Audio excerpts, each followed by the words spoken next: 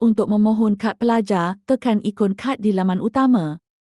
Seterusnya, pilih daftar akaun kad di bahagian atas. Isikan maklumat pelajar. Masukkan gambar.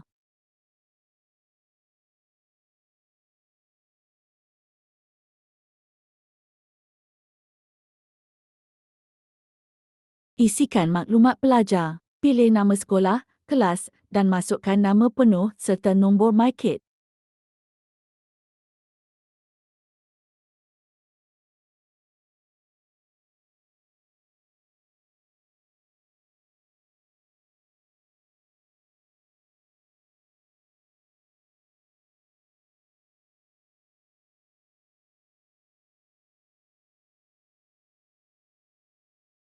Masukkan nama paparan untuk dicetak pada kad, kemudian tekan daftar akaun kad.